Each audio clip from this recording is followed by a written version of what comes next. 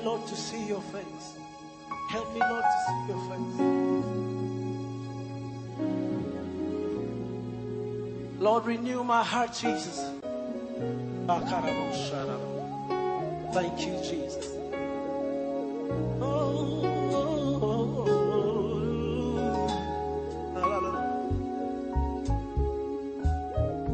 Soyez bénis au nom du Seigneur Jésus-Christ pour cette veillée, pour ce moment de révélation. Vous apportons la paix du Très-Haut, le Dieu des cieux, le Dieu Tout-Puissant, nous a envoyé pour vous bénir avec ses paroles. C'est la veillée des champions, c'est la veillée au cours de laquelle les stratégies pour le combat nous sont révélées. La Bible déclare que le Fils de l'homme a apparu afin de détruire les œuvres du diable. Qu'est-ce qu'il nous a fait? Le Seigneur Jésus, qu'est-ce qu'il nous a fait? Il est de notre devoir de connaître ces choses. Et quel est notre devoir? Quelle est notre part de responsabilité dans tout ce qu'il a fait? Nous avons aussi le droit de connaître ces choses afin de pouvoir continuer la marche. Nous sommes des pèlerins sur cette terre. Comme on nous l'a dit 3 Jean, verset 2. Il a dit, bien-aimé, je souhaite que tu prospères et sois en bonne santé comme prospère l'état de ton âme. Alléluia. Je souhaite que tu prospères à tous égards, comme prospère l'état de ton âme. À tous égards. Le texte nous dit, je te souhaite un bon voyage. Nous sommes des pèlerins sur cette terre. Et chacun doit savoir qu'il est en train de parcourir. Il y a un parcours qu'il est en train de faire. Et il y a aussi des surprises sur la voie. Un voyageur peut être surpris de beaucoup de choses. Mais si nous savons que nous sommes avec notre Créateur, c'est lui qui vit à travers nous. Si nous savons qu'il est avec nous, nous n'aurons plus peur de rien. Ainsi, cette nuit, je voudrais encore apporter une lumière sur les principes du combat. Depuis la fois dernière, nous étions en train de parler de comment briser les malédictions transgénérationnelles. Comment est-ce que notre vie de prière doit être une vie de prière très croissante. Nous ne devons pas rester dans la stagnation. Et hier, nous avions parlé de la nécessité de briser les malédictions qui habitent sur nos vies. Aujourd'hui, l'homme aime se fier aux opinions publiques. Il aime s'accrocher aux coutumes et aux traditions que la parole de Dieu. Les paroles de ce monde, les paroles comme principe, les coutumes, les habitudes familiales ont plus d'impact sur nous que la parole de Dieu. Et je vous avais démontré hier, dans le livre des Actes chapitre 2, à partir des versets 35, 37, 38, la Bible dit que lorsque l'apôtre Pierre eut fini sa prédication, ceux qui étaient là eurent le cœur vivement touché. Cela veut dire que la parole de Dieu avait eu son impact sur leur vie. Aujourd'hui, la parole de Dieu n'a pas assez d'impact sur nos vies. Et nous ne sommes pas touchés quand nous l'entendons, quand elle est prêchée, nous allons à l'église. Mais il n'y a pas assez de personnes qui sont transformées. La preuve est que les experts ont pu démontrer qu'il n'y a que 28% de ceux-là qui vont dans les églises de réveil, qui sont réellement nés de nouveau. Cela veut dire 72% de ces gens, ils ne sont que des pauvres religieux, ils ne sont que des récabites. Les récabites, c'est les gens qui n'ont pas la parole de Dieu, qui créent des impacts dans leur vie. Ils préfèrent être accrochés aux coutumes, les pratiques bizarres, la polygamie, la beuverie, l'impudicité sexuelle, les comportements religieux. Et on veut s'accrocher à ces choses, on veut être à cheval du diable et de Dieu. Ce n'est pas bien. Praise the Lord. Aujourd'hui, nous allons continuer. Si vous avez votre Bible, nous allons aller tout droit dans le livre de Genèse, le tout premier livre de la Bible. Genèse chapitre 3, verset 15. Nous allons juste lire le verset 15 et après quoi nous irons dans le Nouveau Testament et puis commencer par prier. Que l'Esprit Saint nous aide. C'est lui qui est notre patron, c'est lui qui est notre éclaireur, il est notre guide. C'est lui qui nous fortifie, c'est lui qui nous aide à comprendre la Bible. Même en priant, la Bible dit dans notre faiblesse, nous ne savons pas ce qu'il nous convient de demander. Mais l'Esprit lui-même intercède par des soupirs inexprimables. Saint-Esprit, viens nous parler de la part de Dieu. Nous ne connaissons rien. Nous sommes sur cette terre. Mais toi, tu es l'Esprit du Père. Tu es l'Esprit de Dieu. Viens nous ouvrir l'Esprit. Viens illuminer les yeux de nos cœurs afin de comprendre la parole de Dieu. Genèse chapitre 3, verset 15. La Bible dit, et si nous voulons comprendre un peu, au niveau du verset 14 au 15e, la Bible dit, l'Éternel dit au serpent, puisque tu as fait cela, tu seras maudit entre tout le bétail et entre tous les animaux des champs. Tu marcheras sur ton ventre et tu mangeras de la poussière tous les jours de ta vie. Verset 15. Je mettrai inimitié entre toi et la femme, entre ta postérité et sa postérité. Celle-ci t'écrasera la tête et tu lui blesseras le talon. Praise the Lord. Je mettrai l'inimitié entre toi et la femme, entre ta postérité et sa postérité. Celle-ci t'écrasera la tête et tu lui briseras le talon. Amen. Ici, nous devons comprendre, si tu es un être humain, tous les êtres humains doivent comprendre. Ils doivent comprendre. Alléluia. Que le diable n'est pas un Dieu à adorer. Le diable n'est qu'un pauvre ange déchu, chassé du ciel. Il est descendu avec une vision machiavélique qui consiste à détruire la race humaine. L'homme a été créé par Dieu dans sa ressemblance et à son image pour administrer cette terre et faire partie des adorateurs de Dieu.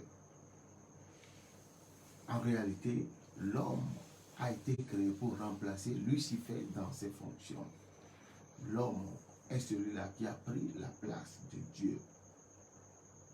L'homme doit comprendre que Dieu l'a créé dans le seul but de l'adorer. Et ceux qui par erreur, par manque de vision, de compréhension, de révélation, le cerveau sont en erreur. Le diable n'a jamais d'amis et il n'aura jamais d'amis. Quel que soit ton zèle que tu déploies à ses côtés, il est et sera toujours ton ennemi.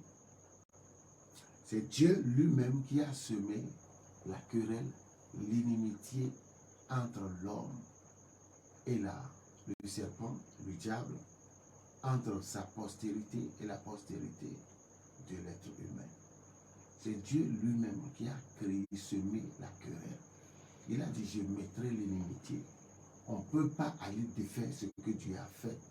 C'est pourquoi ceux qui aujourd'hui l'adorent après leur mort, le diable leur dit qu'ils sont bêtes. Ils ne sont pas intelligents. il fallait qu'ils adorent le Tout-Puissant, le réel Dieu. Et si nous devons évangéliser, c'est un verset fort, un verset puissant que nous devons déployer pour mettre en garde les bien-aimés, pour leur dire que Dieu lui-même a semé la querelle entre le diable et l'être humain. Si vous l'adorez aujourd'hui, après votre mort, vous aurez tort de l'avoir adoré. Et il va vous chicoter, il va se moquer de vous, il va vous périr avant que le temps du jugement dernier n'arrive. Comprenez bien, bien-aimé, c'est Dieu qui a semé la chose. C'est Dieu qui a créé parce qu'il était allé dans le jardin pour décevoir nos premiers parents. Alléluia. C'est pourquoi le livre de 2 Jean 8, 3, 2 Jean 3, 8 nous dit que le Fils de l'homme apparu afin de détruire les œuvres du diable. Le Seigneur Jésus est venu sur cette terre. Il est venu sur cette terre avec une mission et une vision. Sa mission, la mission a une courte durée, tandis que la vision pourra s'étendre à des générations sur des générations. Une vision est à 3 niveaux. Le court, le moyen et le long terme. Il a commencé. Donc le Seigneur Jésus était venu en mission pour détruire les œuvres du diable. C'est ce qui fut fait. La vision était d'établir l'Église. L'Église de Jésus-Christ est établie sur cette terre pour gagner les âmes. L'Église est établie sur cette terre pour gagner des âmes. Et tous les chrétiens doivent savoir qu'ils sont des gagneurs d'âmes. Nous devons aller vers ceux qui ne sont pas encore sauvés. La vision de notre être sur cette terre, existence sur cette terre, c'est de gagner des âmes. Il est important. Maintenant, qu'est-ce que nous devons voir de près? Le Seigneur Jésus, sur cette croix, je dis ceci pour apporter la lumière à certaines personnes qui malheureusement ont été sous, qui sont sous, qui vivent, des chrétiens qui vivent sous des embargos dogmatiques de certaines églises. La Bible déclare dans Galates 3:13 que Jésus a pris nos malédictions. Praise the Lord. Jésus a pris nos malédictions. Et Jésus lui-même a dit dans Jean 19, verset 30, que tout est accompli. Il a tout fait. Jésus a tout fait. Mais cela n'est pas une garantie pour vous et moi. Surtout pour celui-là qui n'est pas né de nouveau, de jouir de tous ses droits de rédemption. Jésus a tout fait. Maintenant, celui qui a donné sa vie à Jésus, son esprit est sauvé, ainsi que son âme. Maintenant, le travail à faire est que l'Église doit être considérée comme une école qui doit former à niveau les croyants, les saints qui sont nés de nouveau. Les saints qui sont nés de nouveau. Maintenant, la question est de savoir que, après avoir reçu Jésus, est-ce que tout est déjà fait? La première des choses que nous devons comprendre est que notre esprit est sauvé. Notre âme est sauvée, mais elle doit passer par un processus de transformation.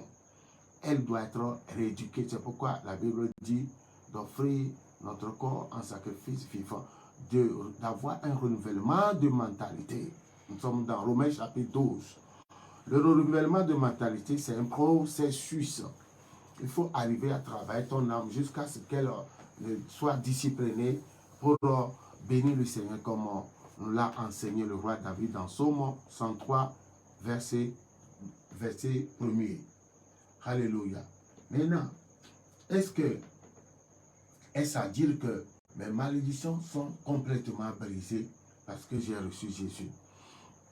Je dois appliquer ce que Dieu a fait à ma vie.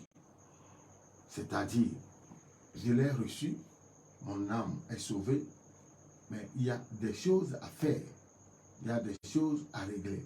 Parce que le salut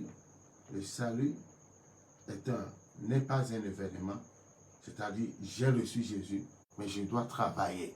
Il y a des choses à faire pour avoir complètement ma libération. Lazare était délivré, il était ressuscité, mais il n'était pas délivré. Lazare, je vous le dis, Lazare était ressuscité par le Seigneur Jésus, mais Lazare n'était pas délivré. Il a fallu, nous sommes dans Jean 11, il a fallu, alléluia, que le Seigneur Jésus nous donne cet ordre. Dans Jean chapitre 1, verset 43 à 44. Ayant dit cela, il cria d'une voix forte, « Lazare, sort !» Et le mort sortit, les pieds et les mains liés de bandes et le visage enveloppé d'un linge. Jésus leur dit, il a dit à qui? À ses disciples. Jésus leur dit, déliez-le et laissez-le aller. Take off the grave cloth and let him go. En anglais, si vous lisez la version NIV, laisse enlever lui les vêtements de tombeau et laissez-le aller. Et pourtant, Lazare était ressuscité, mais il ne pouvait rien faire. Il était dans un emballage, dans les trucs qu'on avait utilisés pour embober, pour protéger son corps, pour emballer son corps. Donc c'est l'image typique de la délivrance. Alléluia. Et donc, nos malédictions vont être brisées conformément à la parole de Dieu si nous travaillons là-dessus. Nous devons travailler, chacun doit rentrer dans sa famille pour voir ce qui existait comme embargo de la famille et commencer par travailler pour, alléluia, pour, amen, pour recevoir sa délivrance. Apocalypse chapitre 2, verset 5 déclare, amen. Apocalypse chapitre 2, je disais 3 même, chapitre 3, verset 5, nous dit ceci. Celui qui vaincra, pourquoi on doit vaincre après qu'on ait reçu Jésus? Cela veut dire qu'il y a un combat à faire? Oui. Celui qui vaincra sera revêtu d'un habit blanc et je n'effacerai point son nom dans le livre de vie et je confesserai son nom devant mon Père qui est dans les cieux, devant mon Père et devant ses anges. Amen. Celui qui vaincra. Ce qui veut dire que j'ai reçu Jésus. Mais nous devons savoir qu'il y a des combats. Bon, la question est de savoir, est-ce que le chrétien doit-il tomber malade? Est-ce qu'il est possible que le chrétien tombe malade? Oui, le chrétien tombe malade. On a des difficultés. Le chrétien peut tomber malade. C'est pourquoi dans l'église, il y a aussi le ministère de guérison pour libérer les gens. Pour guérir, prier pour les malades. La Bible nous ordonne de prier. Confessez-nous les uns les autres les péchés. Et si quelqu'un est malade, qu'on appelle les anciens de l'église, afin qu'on loigne d'eux et que la prière par la foi sauvera ce dernier. Comprenez ceci, sortons des dogmes de nos églises. La Bible est claire là-dessus. La Bible nous dit que nous devons travailler pour sortir de nos malédictions, des malédictions de nos familles. Chaque famille a ses fondements.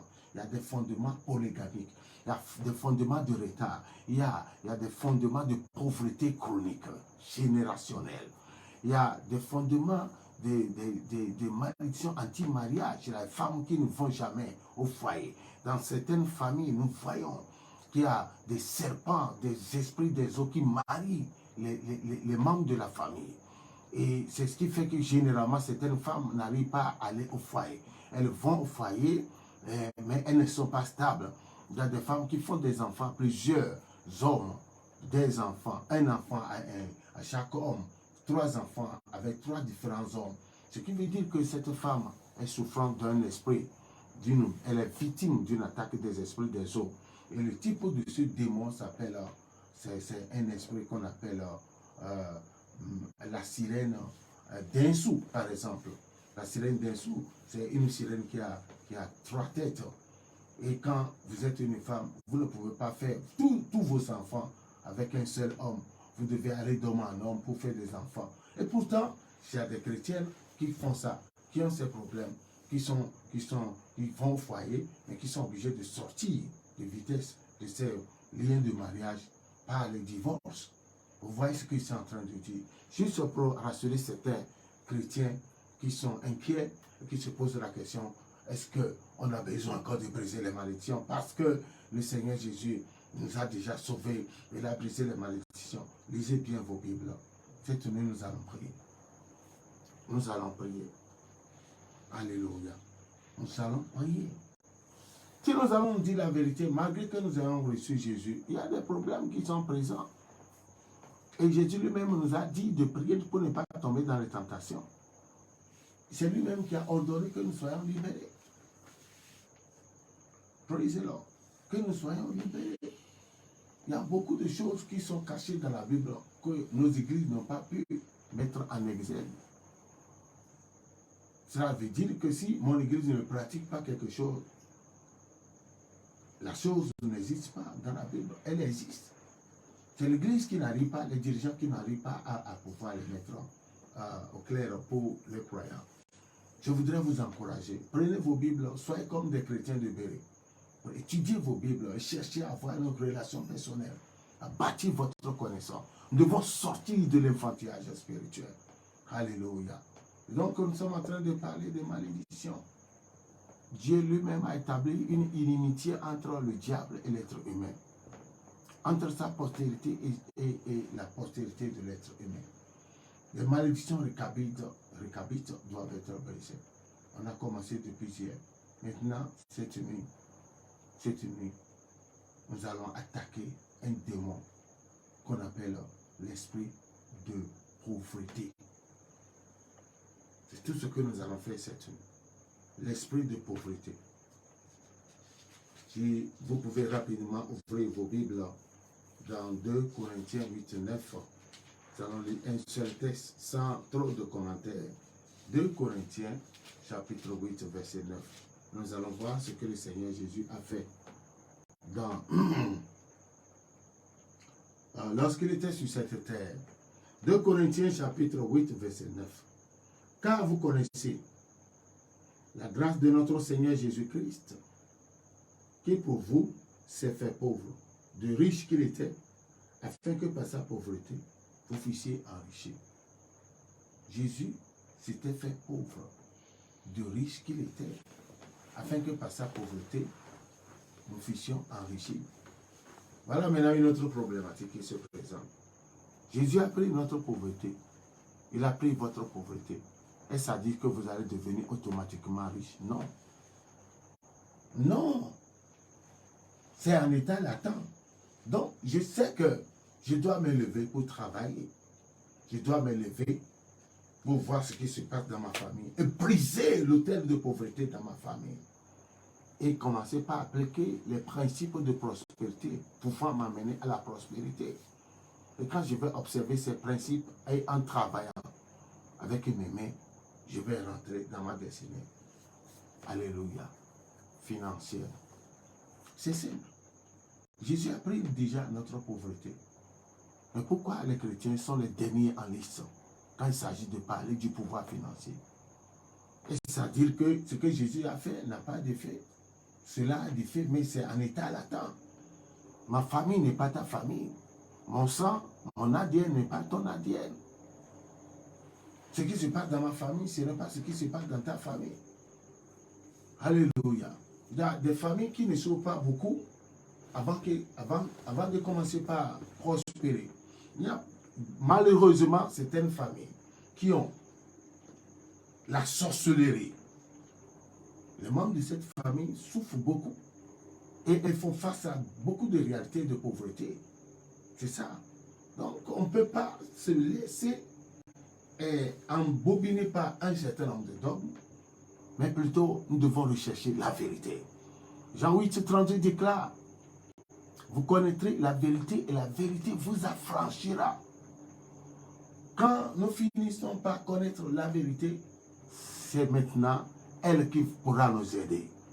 Quand je sais que quelque chose pourra m'aider, j'ai une claire révélation là-dessus, je dois l'appliquer à ma vie pour avoir des résultats.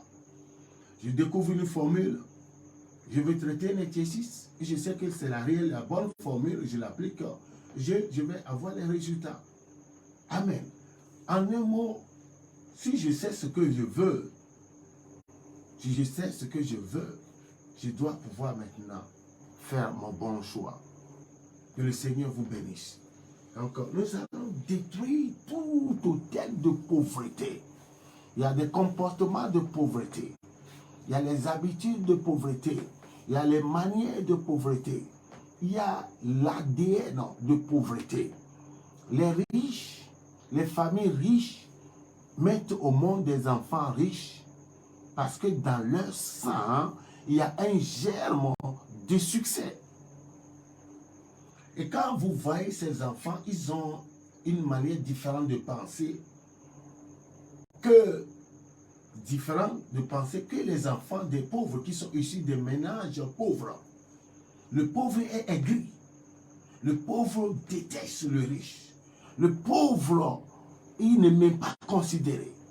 Et vous savez qu'on ne peut pas faire l'œuvre de Dieu aujourd'hui dans la pauvreté si l'église est en retard.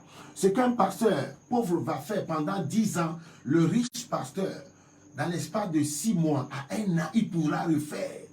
Parce que lui, il a de l'argent, il ne va plus prier pour un certain nombre de choses. Il fait sa réunion de comité dirigée par le Saint-Esprit et puis ils vont faire des budgets et faire les choses, envoyer des ouvriers sur les champs et puis les camps seront bâtis. Mais le pauvre va passer tout par généraliser, spiritualiser, tout mettre, va aller dans des camps de prière. Jeûner, prier, demander de l'argent, Seigneur, fais un miracle. Mais le riche pasteur, lui, n'a pas plus besoin de dire ces choses. Il va remercier le Seigneur, il va louer le Seigneur. L'argent est disponible, ils vont aller acheter des terrains, ils vont acheter des matériels pour aller faire des campagnes d'évangélisation. Ils vont envoyer les ouvriers sur les champs pour aller bâtir des temples. Et ainsi va la vie. Nous allons commencer par remercier le Seigneur. Seigneur, tu as déjà pris ma pauvreté. Je sais que si je me lève pour devenir riche, c'est possible. Je sais que si je me lève pour devenir riche, je vais me connecter à toi. Je vais me connecter à toi, mon Dieu, mon roi, pour devenir riche. Je dois comprendre que Jean chapitre 15 a été écrit pour moi.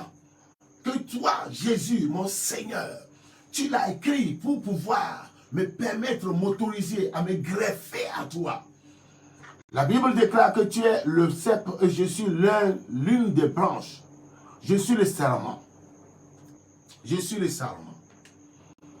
Et je me connecte à toi comme une branche qui s'attache au tronc d'arbre. Commençons par, bien-aimés, élever nos voix. Commençons par élever nos voix vers le trône de Dieu. Mandala Bosgiakata. C'est le seul autel que nous allons. C'est un autel. C'est un trône. La pauvreté générationnelle, la pauvreté dans son sens aigu, elle remplit les hôpitaux psychiatriques par des talents qui ont des troubles mentaux. Les prisons aujourd'hui sont remplies de voleurs par des peines occasionnées par la pauvreté. Les très belles filles de la Terre, planète Terre, sont devenues des prostituées par des peines occasionnées par la pauvreté. Vous imaginez, des jeunes talentueux sont devenus tous des drogués par des peines occasionnées par la pauvreté. La pauvreté est un vice fort et répandu. Et quand dans une famille il y a des pauvres, il y a une seule riche entourée des pauvres, d'une gamme de membres pauvres dans la famille. Alléluia. Ce riche ne pourra pas s'en sortir, il ne pourra pas survivre. Parce que les pauvres personnes qui l'entourent vont toujours l'affecter. Tout le monde va vouloir qu'il l'aide, il ne pourra pas accomplir sa destinée.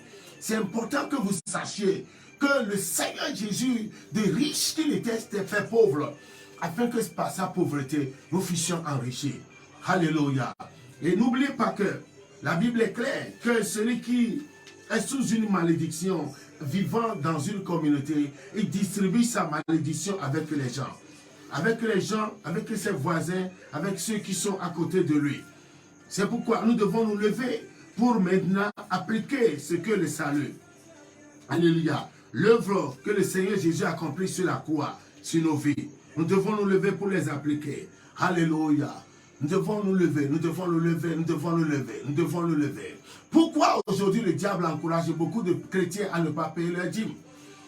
C'est parce que le diable ne veut pas qu'ils deviennent riches. Le diable ne veut pas qu'ils deviennent riches. Il ne veut pas qu'ils deviennent riches. Les dîmes représentent la taxe spirituelle. Dieu a dit de la porter dans sa maison afin qu'il y ait de la nourriture. Bien-aimés, Il est important que nous comprenions les Écritures. Il est important que nous comprenions les Écritures. Il est important parce qu'il y a des choses que nous faisons pour nous enliser dans la pauvreté. Il y a des comportements, des habitudes que nous développons pour demeurer pauvres. Mais notre Dieu veut nous libérer.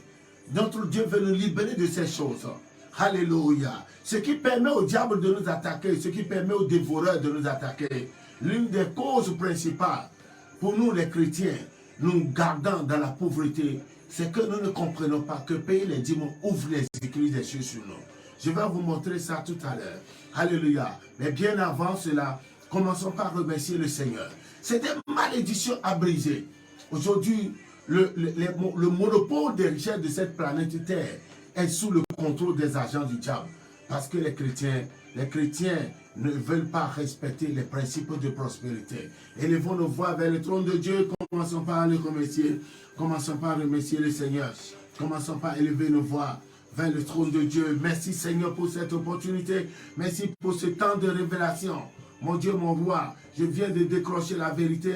Je sais que tu es venu. Je sais que tu es venu pour me libérer. Et tu as posé des actes prépondérants visant à me changer, visant à causer des transformations dans tous les domaines de ma vie. Alléluia. Lentarabababa, Rekabasuki akata, Bariabasakata, Andoli akasakata, Pragabasu akata, Mandoli akata, Regabababu akasa, Andoli akata babonda, Rekasaka, Antalabababi akata, Rekababu asuku akata, Alabiankata. Bien-aimés, enfants de Dieu, élevons nos voix vers le trône. En toute chose, nous devons apprendre à rendre des actions de grâce à notre Dieu. En toutes choses, nous devons lui être reconnaissants. En toutes choses, nous devons apprendre à le célébrer. En toutes choses, nous devons apprendre à le féliciter, l'élever au-dessus de tout. Nous devons élever notre Dieu. Alléluia. En toutes choses, nous devons avoir cette habitude. Nous ne devons pas nous jeter sur lui. Alléluia. Pour commencer par lui demander des choses. Mais plutôt, nous devons apprendre à lui dire merci. Nous devons le remercier pour les choses qu'il a déjà accomplies dans notre vie. La deuxième phase de remerciement, c'est de le remercier par anticipation pour des choses qu'il va accomplir. Alléluia. C'est comme la louange. Je le loue pour lui dire merci pour tout ce qu'il m'a fait. Je le loue encore pour des miracles qu'il va accomplir dans ma vie. Donc, en toute chose, il y a deux choses. Le Seigneur Jésus avait l'habitude de remercier le Père pour des choses qu'il n'avait pas encore accomplies. Et c'est ce qu'on appelle le remerciement par anticipation. Élevons nos voix vers le trône de Dieu. Si tu crois, si vous croyez en ce programme, le Seigneur Jésus va vous amener de rien en quelque chose. Il va vous faire quitter là où vous êtes pour vous autoriser à opérer dans les dimensions supérieures. Au nom de Jésus. Merci Seigneur, merci Seigneur, merci Seigneur, merci Seigneur. Merci Seigneur pour ta grâce. Merci Seigneur pour les bénédictions. Merci Seigneur. Merci. Merci. Gloire soit rendue à ton nom. Gloire soit rendue à ton nom. Mandala kababo. Regababa saka. Reagrababa saka. Andoliaba. Eagraba soki akata. Eagrababa sakata. Eagraba soki akata. Antalabababea. Rekababoa. Antalababa. Ingoli abonto antalababea e agraba suki akata arababa baboya e agraba suki akata e agraba baba antoria baba e graba baba e salababa e salababa e graba suki akata Andolia, Brakabasukia, Amparababa, Amparababa, et Agrabasukia. Remercions le Seigneur. Yes, sir. You are Yahweh, you are Yahweh. Alpha and Omega, in the name of Jesus. Remercions le Seigneur, remercions le Seigneur, remercions le Seigneur. Antalababa, Regabasukianta, Antalababa, Eagrabasukia, Mantoliagaba, Ragadabababia, Eagrabasukia, Antalababa, Eagrabasanta, Indalababa, Nantolababa, Rekabababuya, Eagrabasukiakata, Antalababa, Eagrababasukia, Eshiakranga, Easantalababia, Arabababa, Ragadabababa, au nom de Jésus. Alléluia, alléluia. Alléluia. Bien-aimé, je voudrais apporter une lumière sur ce concept des dîmes avant que nous ne prions. Parce qu'on ne peut pas détruire ce trône.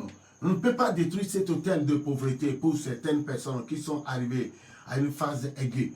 Que depuis les arrière-parents, il n'y a personne qui soit sorti riche. Alléluia. Il s'agit là maintenant des trônes de pauvreté. Écoutons bien. Nous sommes dans Hébreux chapitre 7, versets 7 à 8. Or, sans contredire l'inférieur qui est béni par le supérieur. Et ici, ceux qui perçoivent la dîme, ici sur cette terre, ceux qui perçoivent la dîme sont des hommes mortels. Ceux qui perçoivent la dîme, les églises, les pasteurs, qui perçoivent la dîme, sont des hommes mortels. Mais là, mais là, c'est celui dont il est attesté qu'il est vivant. Amen. Verset 9. De plus, Lévi, qui perçoit la dîme, l'a payé, pour ainsi dire, par Abraham.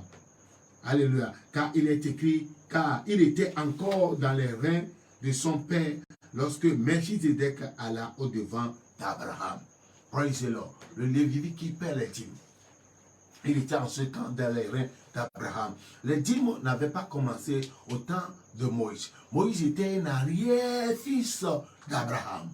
Moïse était un arrière-fils d'Abraham. Le grand-père d'Abraham, Moïse était, le grand-père de Moïse, alléluia, était Jacob. Jacob avait mis au monde deux frères, Lévi et Simon.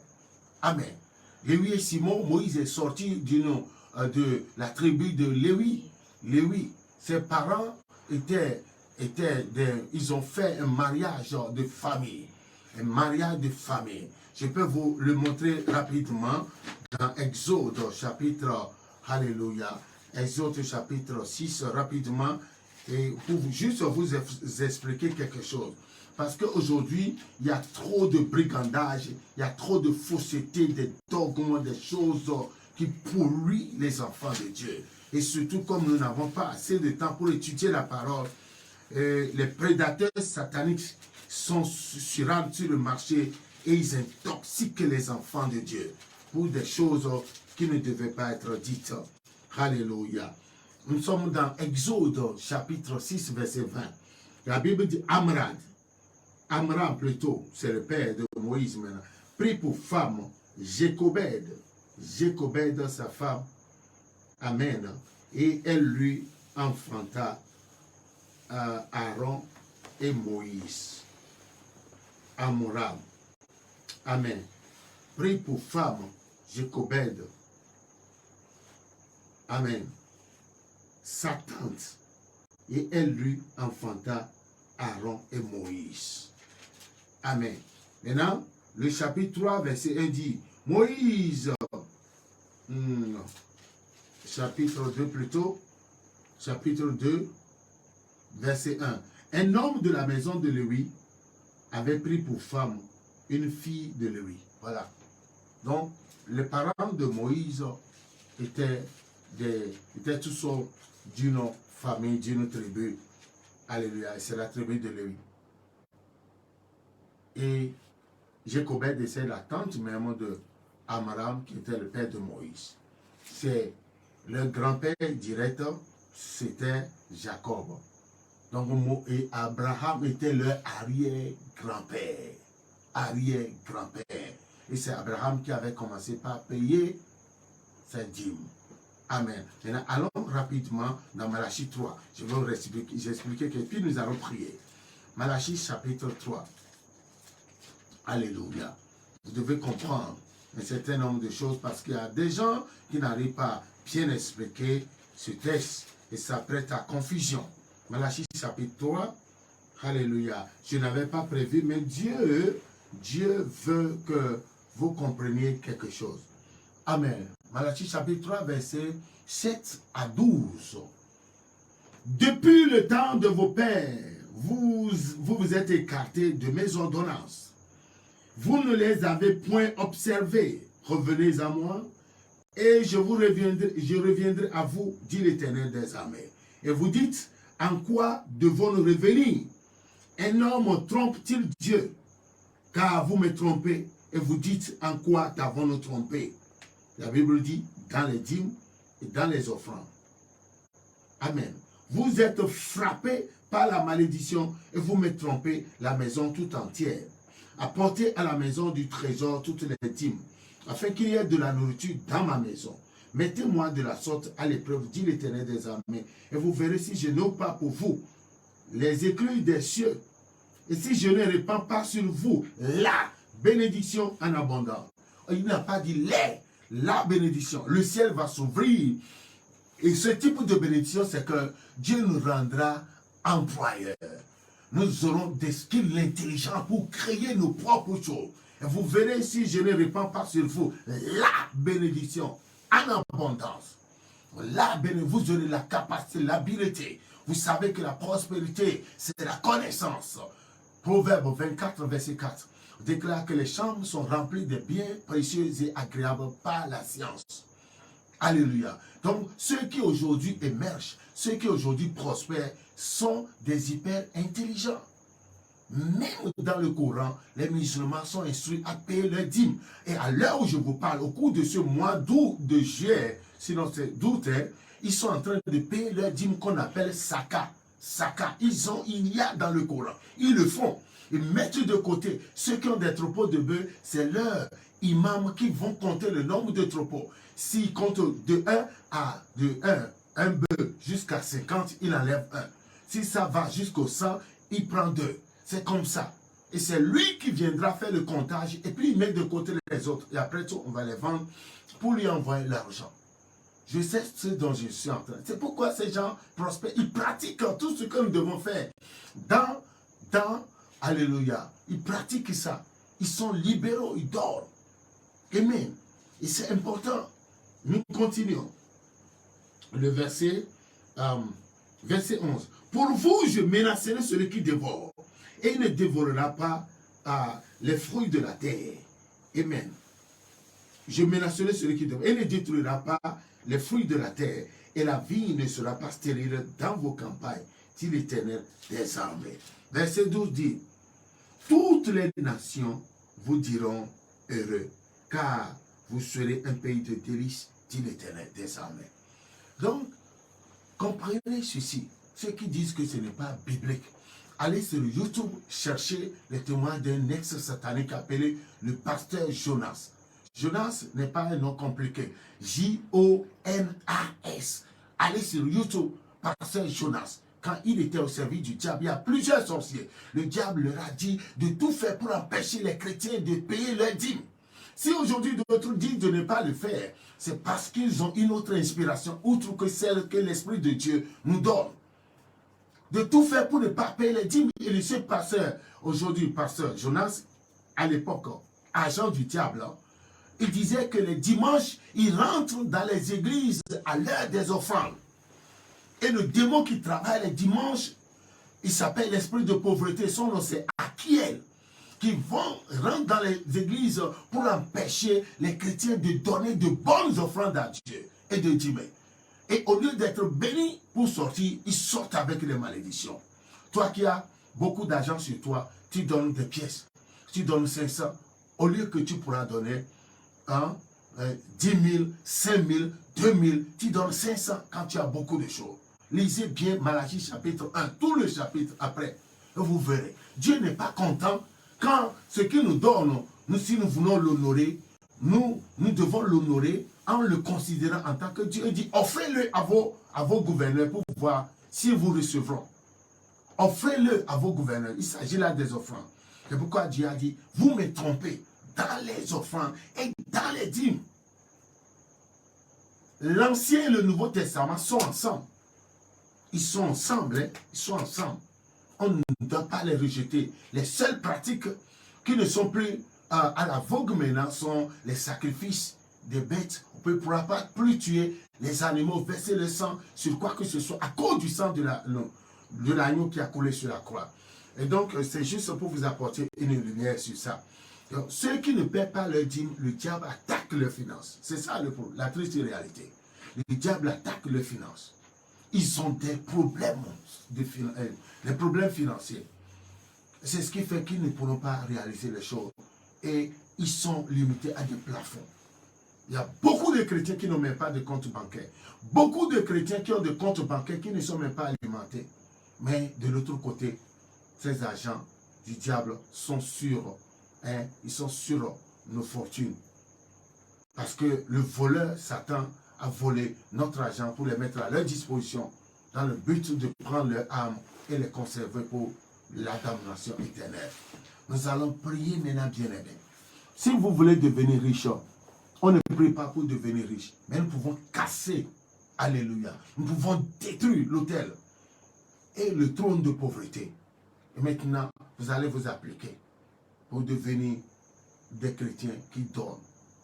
On ne donne pas les dîmes. Les dîmes ne nous appartiennent pas.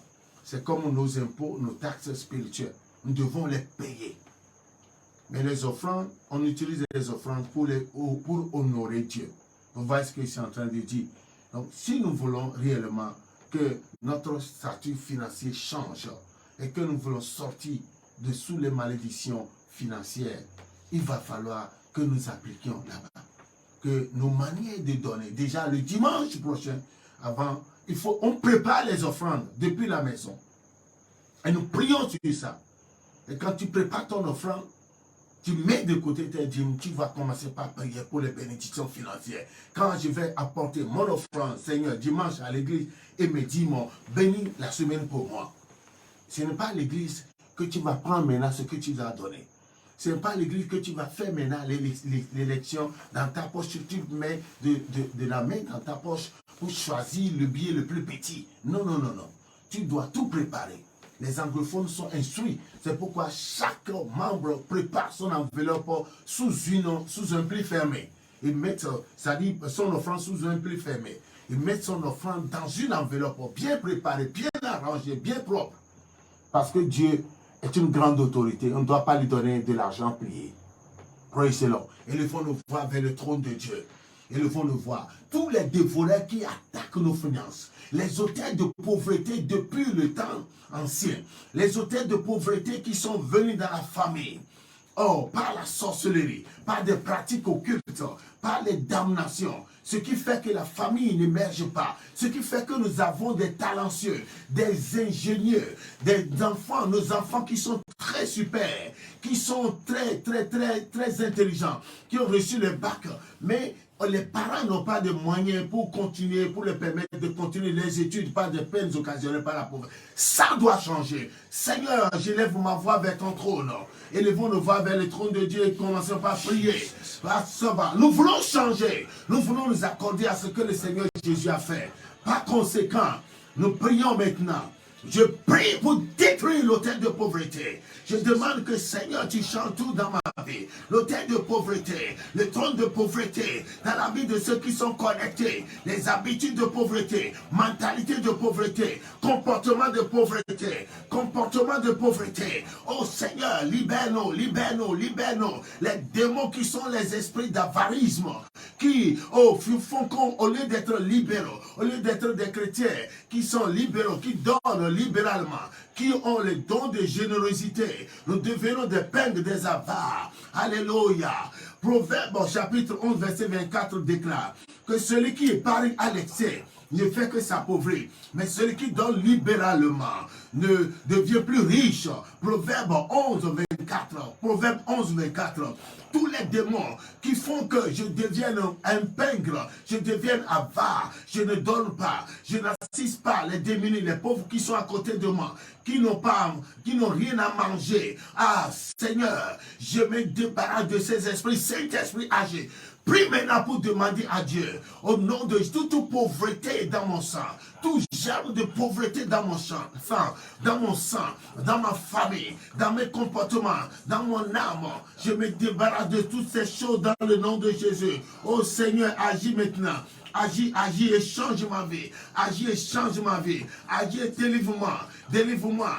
Délivre-moi. Délivre-moi. Délivre-moi. Délivre-moi au nom de Jésus. Moi aussi, je veux exercer mon pouvoir financier. Mon pouvoir financier. Pour, oh Seigneur, participer, prendre part à l'œuvre de la grande commission, pour financer l'évangile, pour financer ton œuvre, pour financer et pour apporter mon apport, afin que les missionnaires soient assistés, soient envoyés assister, que de nouvelles églises soient bâties au nom de Jésus. Seigneur, je m'élève et je décrète et déclare, en m'appuyant sur 2 Corinthiens, chapitre 8, verset 9, pour prendre, me reconnecter à ce que tu as fait. Tu t'es fait pauvre et tu as pris ma pauvreté afin que je devienne riche. Je dis oui à cette prophétie, oui à cette prophétie. C'est pourquoi je me répands. Je dois être correct. Quand tu m'enverras quelqu'un à assister financièrement, je ne dois plus lui fermer mes entrailles. Je ne dois plus lui fermer mes portes. Je dois l'assister. Je dois l'assister. Je voudrais que ma religion soit une religion qui soit remplie d'œuvres, de bonnes œuvres. Oh, Papa Jéhovah, Saint-Esprit, enseigne-moi à être correct dans le paiement de mes dîmes, dans le paiement de mes dîmes, dans le paiement de mes dîmes. Ligabasukata, Antalaba, Riakataba, Ragadabababe, Antalabababe, Iakasanta, Antalaba, Riakadaba, Mariagata, et Grabosukiakata. Je prie maintenant, je prie et déclare que tous les démons de pauvreté dans ma vie soient chassés, dans mon église soient chassés, tous les démons de pauvreté, tout ce qui a rendu les enfants de Dieu rebelles, les enfants de Dieu pègres, les enfants de Dieu, alléluia, toutes ces choses, nous devons, je me débarrasse, je les chasse, alléluia, ces mauvaises habitudes d'envoyer des papiers déchirés, les billets déchirés, les billets troués, les pièces limées, comme offrande que j'apporte sur ton autel. Oh Seigneur, la Bible dit, maudit soit les trompeurs qui vouent et qui offrent des bêtes chétives, des bêtes aveugles à l'Éternel. Je me débarrasse de tout cela. Oh Papa Jéhovah, libère-moi de toute malédiction. Libère-moi de toute malédiction. Isharababa, Ragadakatababa, Amboriakata, Igrabasokia, Alakia Basakata, Larabababoya, Nsokia, Ragadababa, Antarababa, Legrabababa, Harabababa, Rekabababa, Nsokiakata, Lia Brondo, Le Darababa, Ragadababa, Ontoria Baba, Ekrapuaka, Ansoriaka, Ontoria Baba, Regababa Baba, Ezeakra Baba, Esokiakata, Ragadababa, Antoria, Regababa Baba, Egaba, Ragaboya, Ragaboya, Ragaboya, Ragaboya, et Sikatara. Au nom de Dieu, je déclare briser ce trône. Je déclare briser ce trône. Je déclare briser le trône de pauvreté. Trône de pauvreté, trône de pauvreté, trône de pauvreté, trône de pauvreté, trône de pauvreté, trône de pauvreté. Soyez brisé, trône de pauvreté, soyez brisé, trône de pauvreté, soyez brisé, trône de pauvreté, soyez brisé, trône de pauvreté, soyez brisé. Intalaba, Ragatababuya, Ragataba, Antalaba, Antalaba, Antalaba, Antalaba, Antalaba, Regababa. Alléluia. Inalababa. Alléluia. Écoutez ceci. Vous voyez, l'argent que Judas avait pris pour vendre Jésus était une somme modique. Je n'ai pas dit maudite, modique, ça ne signifiait rien. C'est autour de 8 dollars. Et si le dollar est à 500 aujourd'hui, qu'est-ce que cela veut? 8 dollars, ça fait autour de 4000, hein? 4000 francs CFA. Vous voyez? 4000 francs CFA. Amen. Je vais vous faire écouter ceci dans Malachie, chapitre 1. En priant, l'Esprit de Dieu m'autorise à vous le lire. Pour ceux-là qui n'ont jamais découvert cet aspect de la chose dans la Bible. Malachie, chapitre 1, verset 6 en allant. Un fils honore son père et un serviteur son maître. Dit Dieu maintenant, si je suis père, où est l'honneur qui m'est dû? Dieu nous pose cette question. Si je suis père, praise the Lord, où est l'honneur qui m'est dû?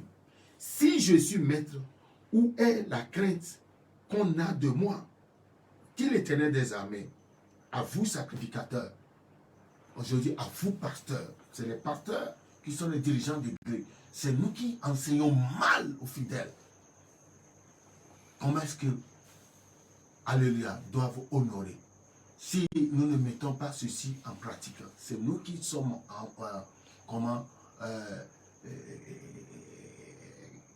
c'est nous qui énervons Dieu. Et la Bible dit l'Éternel des armées,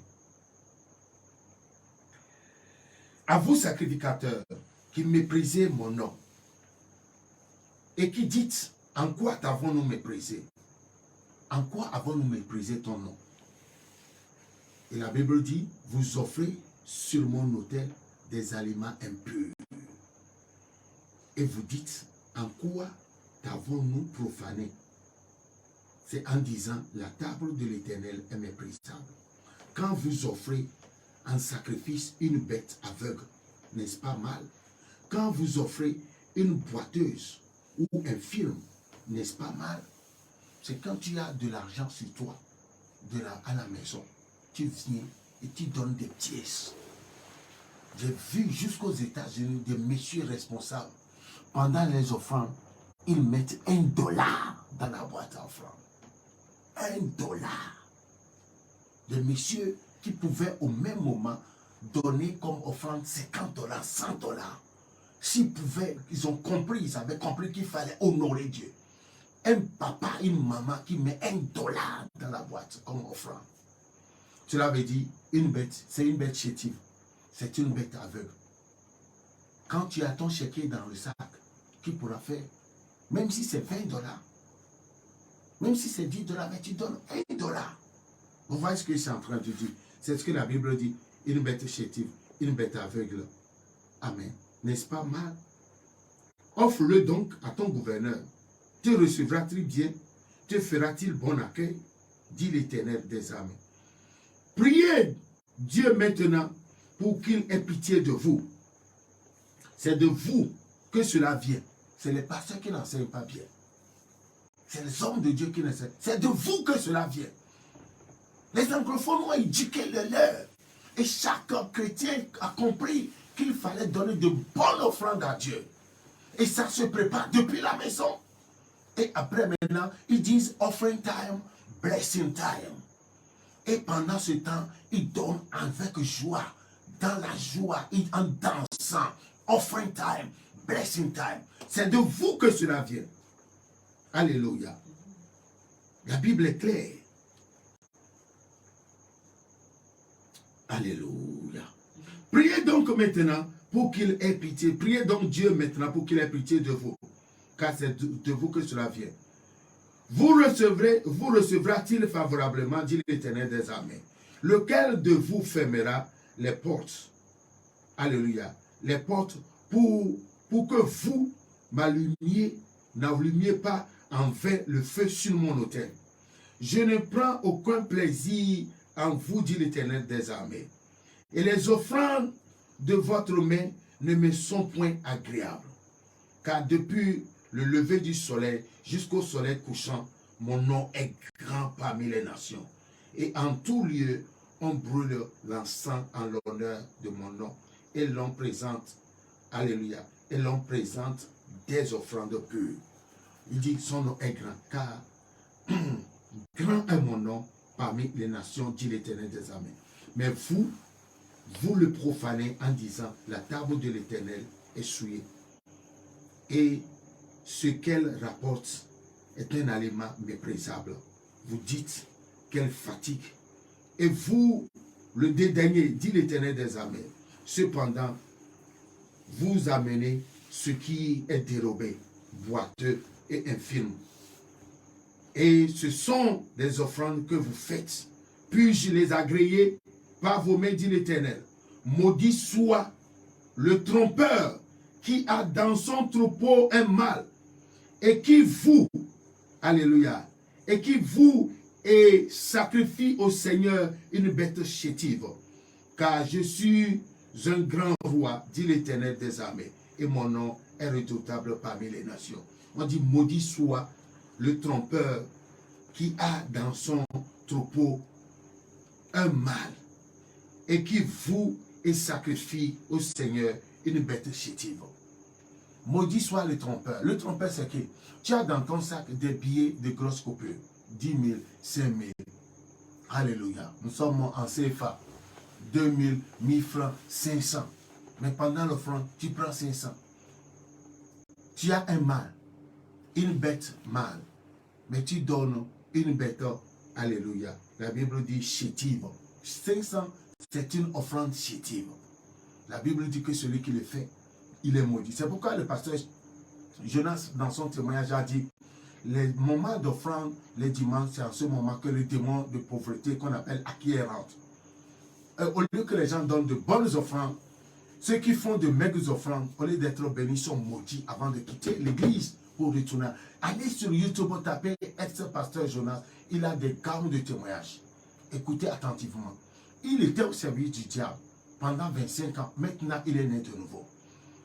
Et là, vous allez cesser d'écouter ces dogmes qui vous disent que payer les dîmes, ce n'est pas. Et au même moment, ces bandits voleurs passent de maison en maison pour recueillir des offrandes auprès de vous, qui les intoxiquent. Si vous voulez que ça marche, sachez que Dieu a mobilisé les fonds pour son œuvre. Et si nous voulons être ces dispensateurs, nous devons nous conformer à ces principes. Nous devons choisir maintenant que Dieu fasse de nous dans sa maison des méga milliardaires. Pensez-y, réfléchissez-y et faites, commencez par faire la part des choses. Je sais que quand on parle de l'argent, ça met mal à l'aise beaucoup de personnes. Parce que les gens ne sont pas prêts à devenir riches. Beaucoup ne sont pas prêts à devenir riches. Mais si vous permettez, pour finir, je vais lire quelque chose concernant le statut d'un homme pauvre. Alléluia. Et que même Ecclésiaste, l'homme le plus riche de la planète Terre, de l'histoire de la race humaine, Salomon, a rédigé. Alléluia. Et c'est important. Dieu veut. Jésus a déjà pris ta pauvreté. 2 Corinthiens 8, 9. Lisez, relisez, jeûnez, priez, demandez à Dieu de vous l'expliquer. Au moins nous aurons le minimum vital. Rester dans la pauvreté, ce n'est plus possible. Praise the Lord. Ecclésiaste 9, verset 13. Verset 13. Alléluia. Jusqu'en allant, la Bible dit, j'ai vu sous le soleil ce trait d'une sagesse qui m'a paru grande.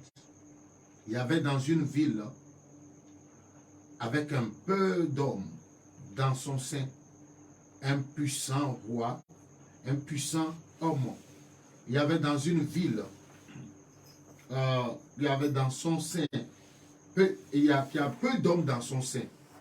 Un roi puissant marcha sur elle, l'investit et éleva contre elle de grands forts.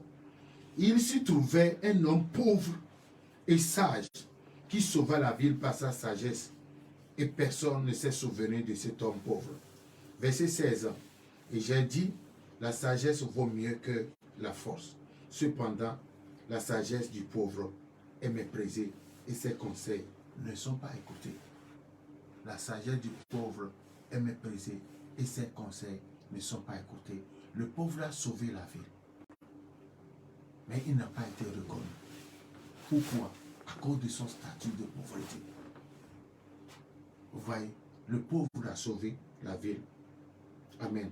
On dit, il s'y trouvait un homme pauvre et sage qui sauva la ville par sa sagesse. Parce que le puissant roi l'a investi et éleva contre elle de grands tours, de grands forts. Et il s'y trouvait un homme pauvre et sage qui sauva la ville par sa sagesse. Et personne ne s'est souvenu de cet homme pauvre. Qu'est-ce qui a fait qu'il a été inaperçu? C'est son statut de pauvreté. Verset 16. Et j'ai dit, la pauvreté vaut mieux. Et comment?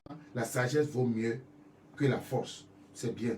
Cependant, la sagesse du pauvre est méprisée et ses conseils ne sont pas écoutés. La sagesse du pauvre est méprisée et ses conseils ne sont pas écoutés. Dieu, Jésus sur la croix, il a résolu aussi ce problème. Il a pris nos maladies. C'est pourquoi quand quelqu'un est malade, on prie pour lui, il est guéri.